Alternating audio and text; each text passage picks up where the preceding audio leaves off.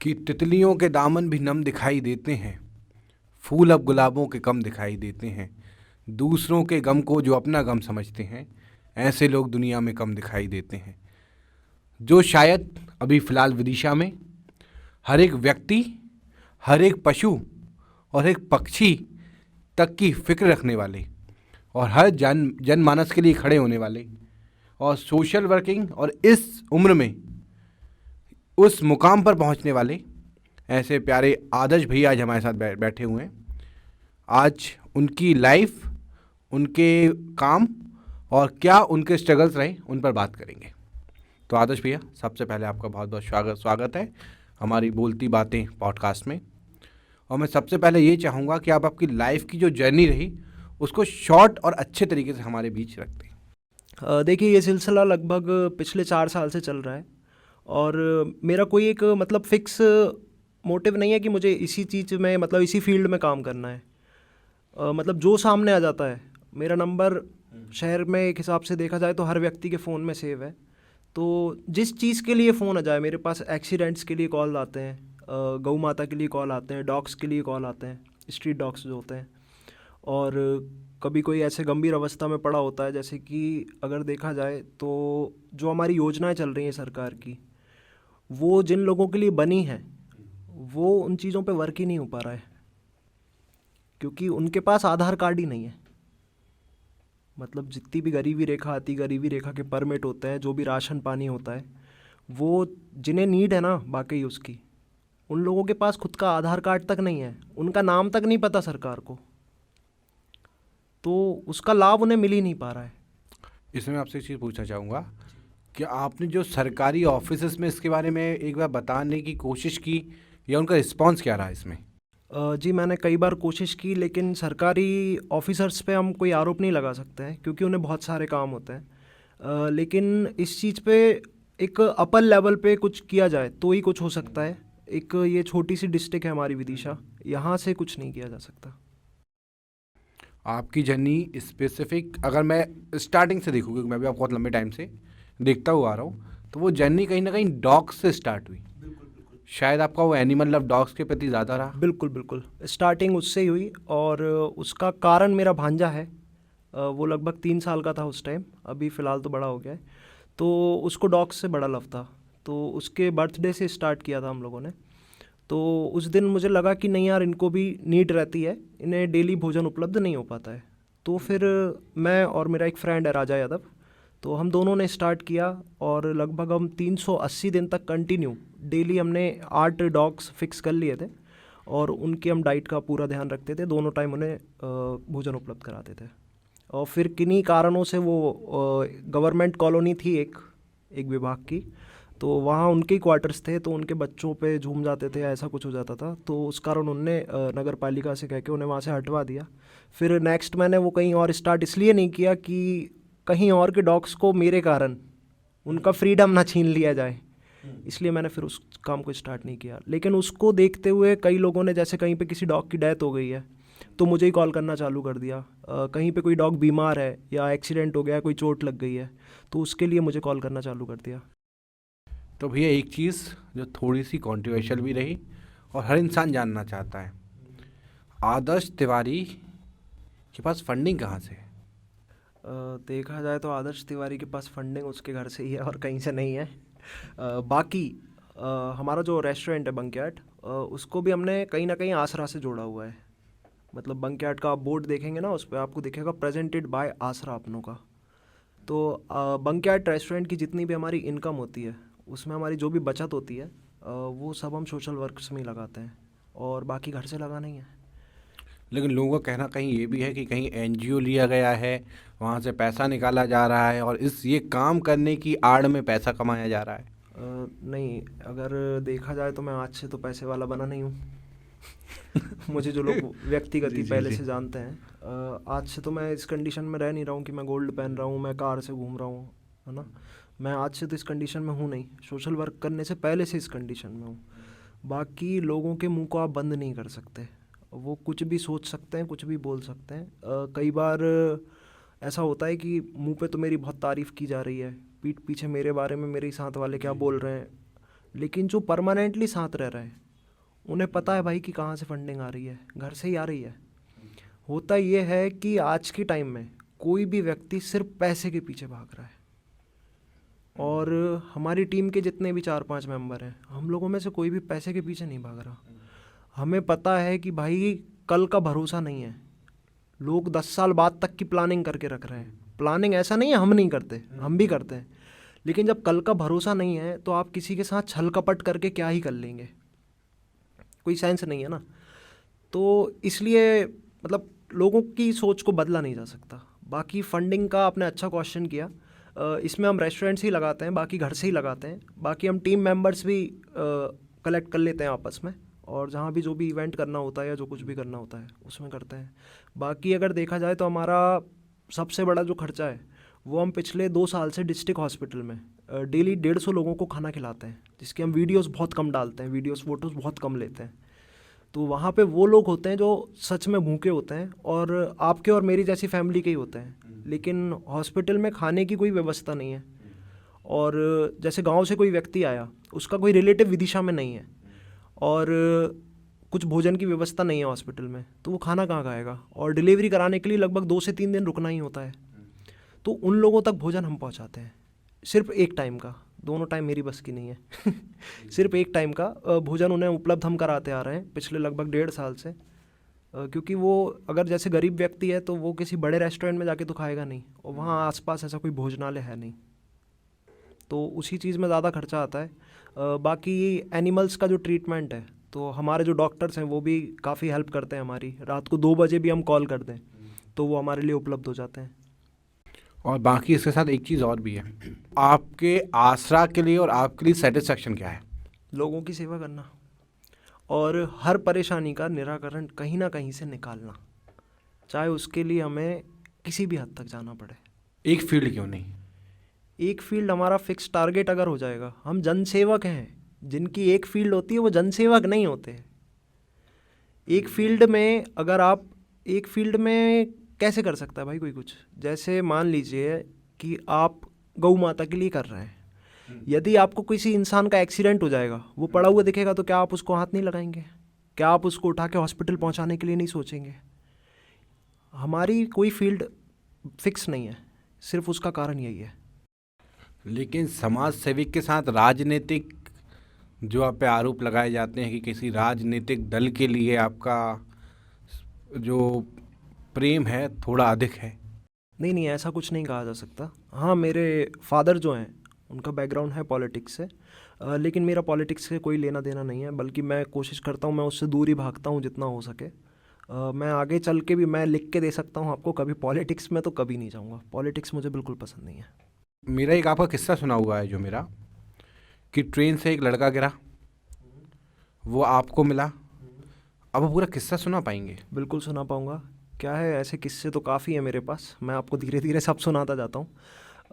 हुआ ये था कि पता नहीं क्यों ये सब चीज़ें मेरे सामने ज़्यादा आती हैं, या हो सकता है हम जिस चीज़ को देखते हैं वही चीज़ हमें ज़्यादा दिखती है, ऐसा कहा जा सकता है। मेरा घर रेलवे लाइन के पास में ही है, तो घर से थोड़े से आगे लगभग 6 महीने पहले की बात है, एक बच्चा ट्रेन से गिर जाता है जिसकी उम्र लगभग 14 से 16 साल थी। तो उसे कोई भी उठाता नहीं है, हाथ नहीं लगाता है कि पुलिस को बुलाते हैं, ये करते हैं वो करते हैं। मैं गया अपनी कार से उसको लेके हॉस्पिटल पहुंचा। उसका अंग अंग टूट चुका था, पूरी बॉडी फ्रैक्चर थी। उसके दोनों हाथ, दोनों पैर, कमर, सब कुछ फ्रैक्चर था। मतलब वो इस कंडीशन में था कि वो मुझसे बोल रहा था, भैया मेरे हाथ काम नहीं कर रहे हैं, आप मेरा गला दबा के मुझे मार दीजिए, मैं जीना नहीं चाहता। वो इस कंडीशन में था हॉस्पिटल में। फिर खुशी तब नहीं हुई, तब सेटिस्फेक्शन मिला, हाँ हमने किसी की जान बचा ली, हमने उसे हॉस्पिटल पहुंचा दिया। खुशी तब हुई जब 3 महीने बाद उसके फादर का फ़ोन आया कि सर आपका नंबर अब मिला है मुझे, मैं आपको थैंक यू बोलना चाह रहा हूँ, बेटा फ़िलहाल भोपाल में एडमिट है, उसके हाथ पैरों में रॉडें डल गई हैं, वो बात करने की कंडीशन में नहीं है फ़िलहाल, लेकिन मैं आपकी उससे बात भी कराऊँगा। सबसे बड़ा सेटिस्फेक्शन जब ही मिलता है तो लगता है कि हाँ हम कुछ कर रहे हैं। पहला सच स्टोरी तो आपके पास, ये इसके अलावा मैंने ही कई चीज़ें आंखें से देखी हुई हैं, चाहे वो कार एक्सीडेंट हो, चाहे कोई व्यक्ति हो या एम्बुलेंस नहीं पहुंच पाई, वहाँ भी आप पहुंचे हैं।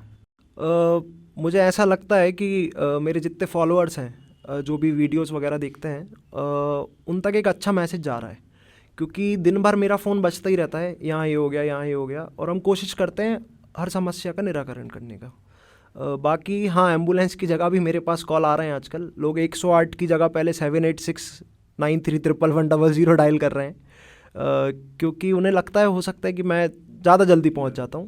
और एम्बुलेंस की क्या प्रोसेस भी लंबी है, पहले हेडक्वार्टर फ़ोन लगता है, फिर ड्राइवर से बात होती है, फिर लोकेशन पूछी जाती है। ऐसा हमारे यहाँ नहीं है ना, डायरेक्ट कॉल आता है, कहीं भी होते हैं, घर पहुँचते हैं, कार उठाते हैं और स्पॉट पे पहुँच के उन्हें हॉस्पिटल पहुँचा देते हैं। बाकी इसमें पुलिस भी हमारी काफ़ी मदद करती है, हॉस्पिटल का स्टाफ हमारी काफ़ी मदद करता है।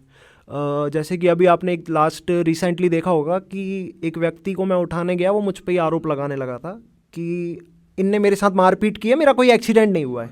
हाँ हाँ, पूरनपुरा चौराहे पे एक्सीडेंट हुआ था। वो 3 लेडीज़ से टकरा गया था, नशे की हालत में था। गवर्नमेंट एम्प्लॉय है वो, मतलब सफाई करता है एक जगह पे, गवर्नमेंट एम्प्लॉय है। तो उसका कहना यह था कि हॉस्पिटल पहुंच के जब उसे होश आया, उसे मैं बेहोशी की हालत में ले गया था, ऑटो में रख के, कोई उसे उठा नहीं रहा था। वहाँ लगभग 100 से 150 लोग खड़े हुए थे, भीड़ लगाए, ब्लड ज़्यादा बह रहा था। वो जो लेडीज़ थी वो तो खुद उठ के हॉस्पिटल चली गई थी, उन्हें भी काफ़ी ज़्यादा चोट आई थी। हॉस्पिटल लेके मैं जैसे ही उसको पहुँचा तो उसका सीधा कहना था कि इन्होंने मुझे मारा है। अब अगर हॉस्पिटल का स्टाफ और पुलिस मुझे मेरे काम ना देख रही होती या मुझे नहीं जानती होती तो मेरे खिलाफ केस फाइल हो जाता। वो तो एक हिसाब से देखा जाए तो मुझ पे 307 लगवाए दे रहा था। फिर उसको थोड़ा होश में लाए, उसके घर वाले भी थोड़े मुझ पे हावी होने लगे थे, उनको एक्सप्लेनेशन दिया। फिर जब वो चौरसिया हॉस्पिटल में वो लेडीज़ भर्ती थी, वहाँ से फ़ोन आया पुलिस के पास, तब पुलिस को 100% कन्फर्म हुआ कि हाँ, ये एक्सीडेंट ही हुआ है, ये व्यक्ति इन्हें देख के पैसा लेना चाह रहा है या जो कुछ भी करना चाह रहा है, इसलिए गलत आरोप लगा रहा है। तो कई बार ऐसे आरोपों से भी बचना पड़ता है। इन आरोपों के सिलसिले में तो बहुत सारी बातें हुई भैया, और बहुत सारी चीज़ें ऐसी भी हुई कि जो बैक फायरिंग हुई, वो तो हम कंटिन्यूसली देखते ही हैं, क्योंकि आप कुछ अच्छा करेंगे तो पीछे जरूर लोग होंगे। तो इसमें मेरा जो मेन आपसे पूछने का रहा कि आपका जो काम मैं रिसेंटली टाइम में देख रहा हूँ गाय के लिए बहुत बड़ा है, और उसमें मेरा सबसे बड़ा क्वेश्चन ये है कि यूथ आती है, जुड़ती है, अलग हो जाती है, क्या वो भीड़ काम की है या फिर वो 4-5 लोग काम के हैं जो आपका साथ दे रहे हैं? देखिए, मुझसे काफ़ी सारे लोग जुड़ना चाहते हैं। मेरे पास रोज़ मैसेज आते हैं, व्हाट्सएप आते हैं, इंस्टा आते हैं कि मुझे भी आपके साथ काम करना है, ऐसा है। होता ये है कि एक छोटी टीम जो काम अच्छे से कर पाती है। अभी यदि मैं आपसे बोलूं कि आसरा की टीम में लगभग 200 लोग हैं, है ना, लेकिन वो 200 लोग आपको देखने कभी नहीं मिलेंगे। देखने आपको 2, बहुत से बहुत 4 लोग मिलेंगे, क्योंकि फील्ड वर्क पे जो काम करते हैं वो 2 से 4 लोग ही कर पाते हैं। बाकी सब अपनी रोज़मर्रा की ज़िंदगी में ही इतने बिजी हैं कि उन्हें किसी से मतलब नहीं है। और हमारी रोज़मर्रा की ज़िंदगी ही ये बन चुकी है कि हमें सेवा करना है। हमें ऐसा लगता है कभी कभी। आपको मैं एक जानकारी दूं कि मैं एक ही टाइम खाना खाता हूँ। पहले दोनों टाइम खाता था, अब लेकिन मैं एक ही टाइम खाना खाता हूँ। ये आदत ही ऐसे पड़ी कि दिन भर कहीं ना कहीं उलझे ही हैं, शाम को खाना नसीब हो रहा है, तो अभी पिछले 3 साल से आदत ही पड़ गई कि एक ही टाइम शाम को ही खाना खाना है। तो शायद ऐसा और लोग नहीं बन सकते, ऐसा कहा जा सकता है। कोशिश करते हैं, कोशिश बहुत लोग करते हैं।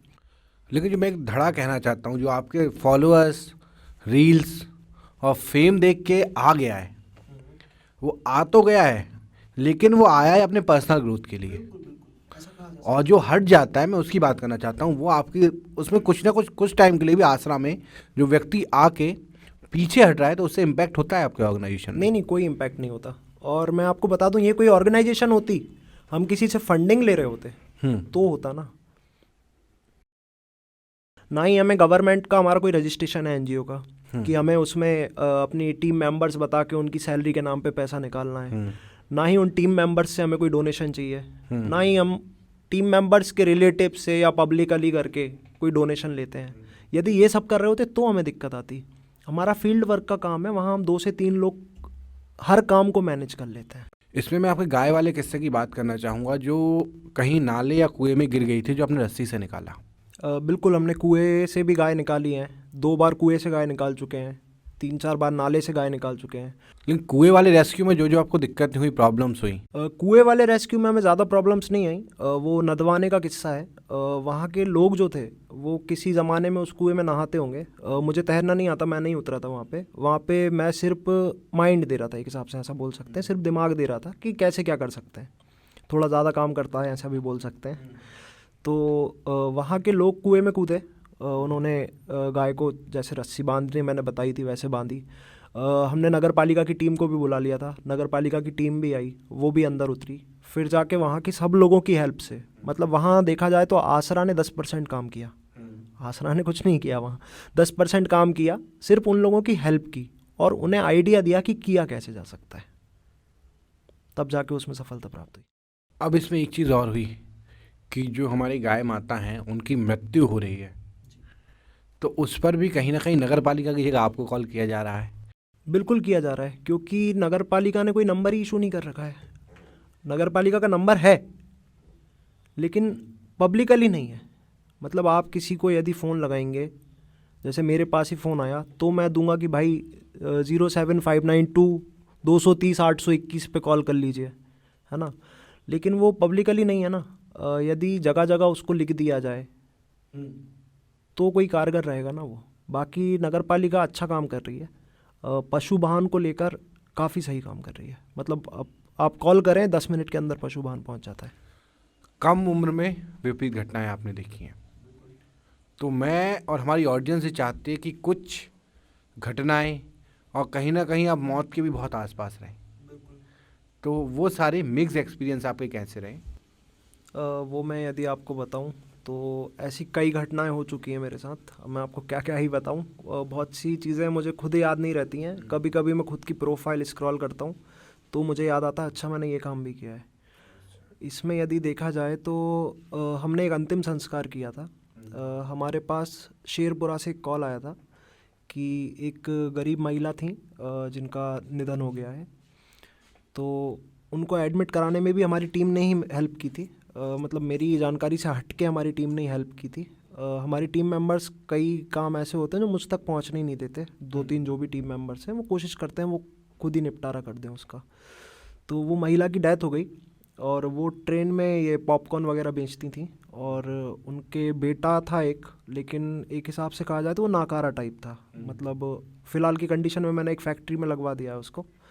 तो उसके पास इतने पैसे भी नहीं थे कि वो बांस और उनके लिए कफन भी ले आए, है ना। तो उसमें पूरा मैनेज हमारी टीम ने ही किया था। वहाँ पे 4 कंधों की व्यवस्था तक नहीं हो रही थी। मतलब आज के ज़माने में 4 कंधे इकट्ठे नहीं हो रहे थे उस कॉलोनी के, सिर्फ क्यों कि वो गरीब है। वो एक किराए के मकान में रहती थी। उस मकान में मैं अंदर गया, वहाँ पे 2-4 लोटे, एक प्लेट के अलावा कुछ नहीं था। मतलब वो ज़मीन पे, बॉडी भी ज़मीन पे रखी हुई थी, है ना। मतलब उस बॉडी के नीचे तकिया लगाने के लिए तकिया तक नहीं था उस घर में। तो फिर हमने सब व्यवस्थाएं की टीम मेंबर्स ने, और मैंने टीम के जो अदर मेंबर हैं जो अभी मैं काउंट करवा रहा था आपको, उन लोगों को बुलाया। तो हम लगभग 50 एक लोग हुए। फिर उनको लेके गए पूरे रीति रिवाज से और उनका अंतिम संस्कार किया। फिर उनका पिंडदान वगैरह जो कुछ भी होता है उस सब में भी उनके बेटे की हेल्प की, और फिलहाल उनके बेटे को एक फ्रेंड की फैक्ट्री में लगवा दिया था, तो वो फिलहाल वहाँ पे जॉब कर रहा है। इसके अलावा मैंने आपको से एक चीज़ और पूछना चाहूँगा, जो एक्सीडेंटल एक्सपीरियंसेस रहे आपके, और एक्सीडेंटल एक्सपीरियंस में कई बार हमने ये भी सुना कि आपकी कार में उस व्यक्ति की मृत्यु हो गई, तो वो कैसा फील रहा आपका? मैं आपको बता दूं कि एक्सीडेंट केस लगभग मैं 50 से ज़्यादा उठा के हॉस्पिटल ले जा चुका हूं, जहां भी एम्बुलेंस पहुंचने में देर लगती है। मैं विदिशा से लगभग 25 से 30 किलोमीटर तक जाके एक्सीडेंट उठा के लाया हूं, है ना। और उसमें हमारा वीडियो बनाने का एक ही मकसद रहता है कि घटना स्थल से हम वीडियो की स्टार्टिंग कर देते हैं और जब तक हॉस्पिटल नहीं पहुंच जाते हैं तब तक क्लिप स्टार्ट रहती है। क्योंकि बाई चांस यदि उसकी डेथ गाड़ी में ही हो जाए तो कहीं कोई हम पे आरोप ना लगाने लगे, क्योंकि हम कोई रजिस्टर्ड संस्था नहीं है, ना ही हम कोई एम्बुलेंस है। हम तो एक अच्छे नागरिक होने के खातिर ये सब कर रहे हैं। तो उसमें लगभग 2 डेथ्स हो चुकी हैं। मतलब ऐसा नहीं कह सकते कि वो कार में ही हुई, वो हॉस्पिटल पहुंचने के जस्ट बाद या ऐसा कुछ, वो भी ज़्यादा डैमेज थे, इसलिए कहा जा सकता है कि ऐसा हुआ। किसी व्यक्ति के आरोपण और प्रत्यारोपण का शिकार आप काफ़ी रहे, लेकिन आपने इनको लिया कैसे? जो ट्रोलर्स हैं आपके, जो आपका विरोध करते हैं, कई लोग कई जगह तो मुखर विरोध करते हैं, उसको आप लेते कैसे हैं और उससे आपको उसके बाद भी लगातार इस कार्य को कैसे कर रहे हैं? मैं उन्हें बहुत लाइटली लेता हूँ। मतलब मैं ध्यान नहीं देता ज़्यादा। मैं ज़्यादातर अपने काम पे फोकस करता हूँ। यदि मैं उनके बारे में सोचने लगूँ तो मैं सो भी नहीं पाऊँगा, है ना। और सो तो वैसे भी नहीं पाता, कभी कभी रात को भी कॉल्स आ जाते हैं और जाना पड़ता है उठ के, भले ही ठंड हो, गर्मी हो, कुछ भी हो। तो उन्हें मैं बहुत लाइटली लेता हूँ। मैं उन्हें एक हिसाब से देखा जाए तो किसी गिनती में नहीं लेता। अब उस व्यक्ति को क्या ही गिनती में लेना, जिसे दिख रहा है भाई हम क्या कर रहे हैं क्या नहीं कर रहे हैं, उसके बावजूद भी यदि विरोध करे तो उस इंसान को मैं गिनती में नहीं लेता। मतलब वो एक हिसाब से देखा जाए तो मेरे जीवन की ब्लैक लिस्ट में चला जाता है। आदर्श तिवारी के लिए रेड फ्लैग और ग्रीन फ्लैग क्या है? आदर्श तिवारी के लिए रेड फ्लैग कुछ नहीं है, जो है सब कुछ ग्रीन फ्लैग ही है। व्यक्तिगत पूछना चाहता हूँ मैं आपसे ये बात कि पॉलिटिकल अपना जो एजेंडा पूरा करने आए हैं, या आपसे मदद लेने आए हैं, या फिर वो मदद लेने के बहाने आप पे कहीं ना कहीं कुछ आरोप करने आए? नहीं, फ़िलहाल ऐसा कुछ मैंने फेस नहीं किया आज तक कि कोई मुझसे पॉलिटिकल मदद चाह रहा हो। जैसे कॉल्स आते हैं कि हमारा कोई काम अटक रहा है, आप वो करवा दीजिए। अब वो मैं किस उस पे करवा दूँ, किस लेवल पे करवा दूँ?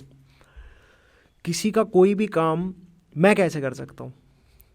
मेरे कई जगह व्यक्तिगत संबंध है, उसमें मैं सामने वाले से सिर्फ कह सकता हूँ कि ये काम है, आप देख लीजिएगा। अगर कोई इल्लीगल काम है तो मैं उसमें बिल्कुल हाथ खड़े कर देता हूँ। लीगली कोई परेशान है, लेकिन इसमें एक चीज़ है, यदि कोई नीडी व्यक्ति है, गरीब मैं किसी से नहीं कहता, गरीब कोई नहीं है, गरीब हम सब हैं, देने वाला ऊपर वाला है। गरीब व्यक्ति नहीं कहता मैं किसी से। यदि कोई नीडी व्यक्ति है और उसे उस चीज़ की ज़रूरत है पर वो किसी को जानता नहीं है, तो उसके लिए ज़रूर मैं, चाहे मेरा 5 घंटे खर्च हो जाए, मैं उसका काम करा के मानता हूँ। आपके व्यक्तिगत जीवन पे क्या असर है? क्योंकि लंबा समय आप संगठन में देते हैं, जो आशा अपनों के नाम से आप चला रहे हैं, माना वो रजिस्टर्ड होना नहीं होना वो सारी अलग चीज़ें हैं, लेकिन एक लंबा समय अपना ज़िंदगी का और अपने दिन का वहाँ देना, लेकिन उसमें कुछ व्यक्तिगत काम जो छूट रहे हैं, व्यक्तिगत चीज़ें जो आप कैप्चर करना चाहते हैं बट वो नहीं हो पा रही हैं, तो उसका इम्पैक्ट तो लाइफ में होगा कुछ? इम्पैक्ट बिल्कुल घर पे भी है, लाइफ पे है। कई बार ऐसा हो जाता है कि 2-2 3-3 दिन अपने पेरेंट्स से बात नहीं कर पाना। मतलब कुछ उनकी समस्याएं, उनका फ़ोन आया, इतने में कोई और कॉल आ गया तो भूल गए। फिर 2 दिन बाद वो याद दिला रहे हैं कि हमने कुछ काम का कहा था। तो बिल्कुल अपने लाइफ में चेंजेस तो आते हैं, लेकिन यदि ये सब कुछ करना है तो उसके लिए कुछ त्याग तो करना ज़रूरी है। और कई किस्से ऐसे भी हुए कि दूसरे राज्यों के लोग यहाँ आए और कहीं दिक्कत हुई तो उनके बीच में कम्युनिकेशन गैप भी रहा, लेकिन उस एक्सपीरियंस को आपने कैसे फेस किया? उस एक्सपीरियंस में हमें पब्लिक की हेल्प मिली। जैसे कि मैं आपको बता दूं, पिछले लगभग 1.5-2 साल पहले बारिश के टाइम हमारे पास एक कॉल आता है कि एक दादाजी हैं जिनके पैर में पट्टी बंधी हुई है और वो हिंदी नहीं बोल रहे हैं, ना पता नहीं कौन सी लैंग्वेज बोल रहे हैं। आप आके इन्हें देख लीजिए, ये एटीएम में सो रहे हैं। और उस टाइम आधा शहर डूबा हुआ था हमारा विदिशा। तो हम टीम मेंबर्स वहाँ पहुँचे, उन्हें उठा के हॉस्पिटल लेके गए, क्योंकि हमारे पास कोई जगह तो है नहीं, ना ही हमारा कोई आश्रम है, क्योंकि हमारा कोई रजिस्ट्रेशन ही नहीं है। उन्हें हम उठा के हॉस्पिटल ले गए। जब उनके पैर की कंडीशन पट्टी खुलने के बाद देखी तो उसमें से लगभग 8 से 9 इल्लियाँ निकलवाई थी हमने, है ना। इस कंडीशन में था उनका पैर, और उनकी उम्र लगभग 85 साल होगी। उनके बदन पे कपड़े नहीं थे। उन्हें उठा के हम हॉस्पिटल ले गए तो ये सब हमें देखने मिला। उसके बाद हमने उनसे बात करने की कोशिश की, तो हमें समझ आया कि ये महाराष्ट्रियन है, ये महाराष्ट्रियन भाषा बोल रहे हैं। तो हमने कोशिश की कि हम किसी ऐसे इंसान को लेके आएँ जो इनकी लैंग्वेज को समझ सके। किस्मत से हमें एक व्यक्ति ऐसे मिल गए जो उनकी भाषा को समझ पा रहे थे। फिर उन्होंने कुछ टूटा फूटा एड्रेस बताया, हल्के से वो मेंटल भी थे, उनकी एक आँख नहीं थी, तो कम्युनिकेशन में दिक्कत आई। लेकिन फिर उनने थोड़ा थोड़ा एड्रेस बताया, तो हमने वहाँ की पुलिस से कांटेक्ट करने का कोशिश किया। तो उन्होंने बताया कि हाँ, लगभग 2 साल पहले की मिसिंग कंप्लेंट है इस नाम से, लगभग 2 साल पहले की। फिर वहाँ के थाने से हमें उनके बेटे का नंबर मिला। हमने उससे बात की, तो आप विश्वास नहीं करेंगे, वो मान ही नहीं रहा था कि हम सच बोल रहे हैं। उसके बेटे से हमने उनके बेटे से बात की। लगभग 24 घंटे में उनका बेटा विदिशा आ गया नासिक से। हम उसे स्टेशन लेने गए। फिर जब तक उसने अपने पिता को देख नहीं लिया अपनी आंखों से, तब तक वो विश्वास करने तैयार नहीं था कि वो हैं। फिर उसने मुझे बाद में बताया कि वो उनका पिंडदान तक कर चुका है। उसने उन्हें मृत मान लिया है। वो उनके चांदी के दांत बनवा के विसर्जन तक कर चुका है और उनकी 13वीं तक कर चुका है। घर पे उनकी फ़ोटो लगी हुई है जिस पे माला चढ़ी हुई है। तो ऐसे व्यक्ति को घर पहुंचाना, उसका आज भी मेरे पास कॉल आता है। वो किसी सोलर कंपनी में काम करता है, तो उसका मेरे पास आज भी कॉल आता है। तो एक अंदर से खुशी मिलती है कि हाँ, जिस व्यक्ति का ये हो गया था कि ये शायद इस दुनिया में नहीं रहा, हमने उसे उसके घर पहुंचा दिया, बिना किसी संस्था, बिना किसी एनजीओ, बिना किसी रजिस्ट्रेशन के। हाँ, धीरे धीरे देख रहे हैं, ये पॉडकास्ट बहुत इंटेंसिटी हाई हो रही है। तो मैं आपसे ये तो चाहूँगा, लेकिन एक ऑर्गेनाइजेशन के तौर पे कुछ ऐसी चीज़ें भी हुई जो हमेशा याद नहीं और खुशी के पल देके गई? बिल्कुल बिल्कुल। एक इंसिडेंट मैंने आपको सुना दिया है। एक अभी लगभग 3 महीने पहले का ही है। एक माता जी थी जो कि मुझे उस 3 महीने से 2 महीने पहले, मतलब 5 महीने पहले लगभग मिल चुकी हैं। वो हमें शेरपुरा में मिली थी। हमने उन्हें उठा के हॉस्पिटल एडमिट किया। वो मेंटल थी, तो वो कंडीशन हमें समझ में नहीं आ रहा था कि ये कहाँ की हैं, और मेंटल थी तो वो कुछ बोल नहीं रही थी। मैंने उनका वीडियो भी पोस्ट किया था। तो आजमगढ़ की थी वो माता जी। तो हमने कोशिश की काफ़ी, लगभग 1.5 दिन में हमने पता लगा लिया कि वो कहाँ की हैं, और उनके बेटे का नंबर हमें वहाँ के थाने से मिल गया। हमने बेटे से बात की, तो बेटे का एक ही कहना था कि भैया, वो मुझे पहले मुंबई से भी एक कॉल आ चुका है कि वो मुंबई में हैं, लगभग 6 महीने पहले। लेकिन मैंने उनसे टाइम मांगा था कि लगभग मुझे आने में 48 घंटा लगेगा, तब तक आप उनको अपनी केयर में रख लीजिए, क्योंकि वो मेंटल हैं। तो उन लोगों ने नहीं रखा, और वो जब तक पहुंचा तो वो वहाँ से निकल चुकी थी, ना जाने कहाँ। और फिर वो हमारे पास यहाँ पे मिली। उनने हमसे कहा कि मुझे आने में लगभग 48 घंटे लगेंगे। तो हमने कहा ठीक है। उस दिन किस्मत से हमारी टीम का कोई मेंबर हॉस्पिटल में नहीं रुका। हमने हॉस्पिटल के स्टाफ के हवाले ही उन्हें छोड़ा कि आप इनकी केयर करिएगा। रात हमारी टीम से कोई नहीं रुक पाएगा। रात लगभग 1 बजे माता जी वहाँ से गायब हो गई।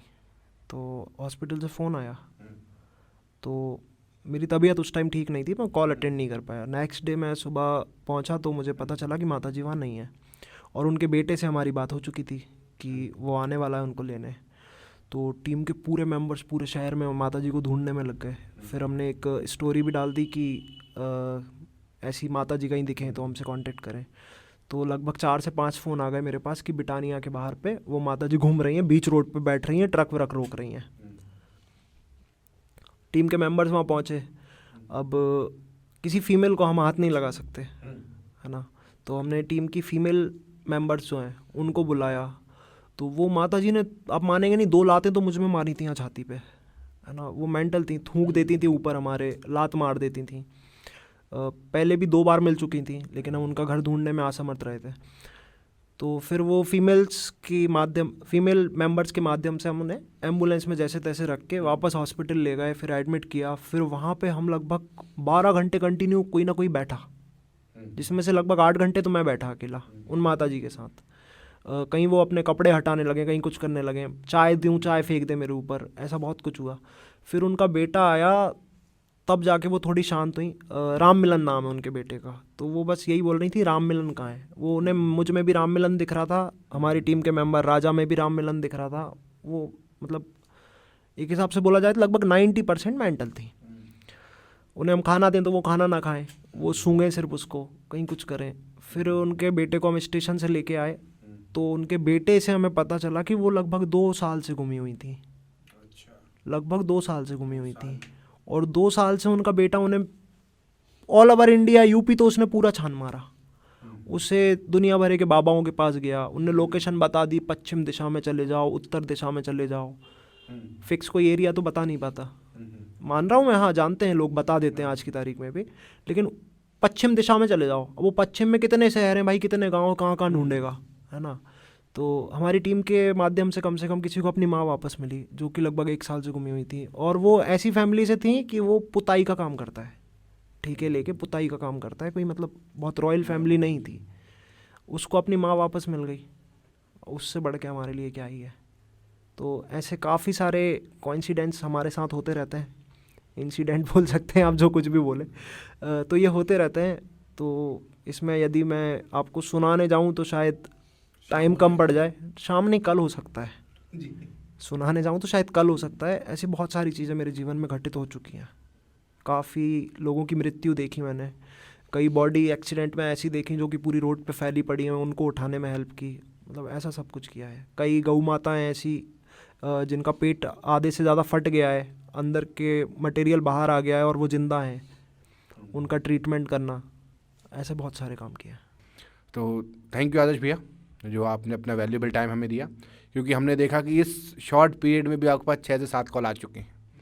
शायद उनको भी आपकी ज़रूरत होगी इस समय, और मैं आपसे चाहता हूँ कि इस पॉडकास्ट को हम एंड करें, और आप एक छोटा सा मैसेज जो पूरी यूथ और हमारी ऑडियंस को देना चाहें। देखिए, यूथ और ऑडियंस को मैं मैसेज देना चाहता हूँ, उसमें यह है, आजकल क्या हो रहा है, लोग रील्स देखते हैं और वैसे ही बनने की कोशिश करने लगते हैं। मतलब कुछ भी देख लिया उन्हें वही बनना है। हाँ, इन्फ्लुएंसर बनना है। इन्फ्लुएंसर नहीं बोल सकते, जैसे सोशल वर्क देख लिया तो खुद सोशल वर्क चालू कर दिए। हाँ हाँ हाँ हाँ हाँ। तो उसमें यूथ को यही मैसेज है कि भाई आप, मेन चीज़ यह है कि ये नशे पत्तों से दूर जाएं। जैसे कि हमारे भी काफ़ी सारे ऐसे काम हम करते हैं जिसमें हम मैसेज देते हैं कि आप नशे से दूर रहें। तो यूथ को एक यही मैसेज, नहीं रिक्वेस्ट है, कि आप ना ही धूम्रपान करें, ना ही आप ड्रिंक करें। बस यही एक मैसेज देना चाहूँगा, बाकी कुछ भी बोलूँगा तो ज्ञान लगेगा। That's and for today guys, और हमारे चैनल बोलती बातों को लाइक, कमेंट और सब्सक्राइब करें। Thank you for today. Thank you.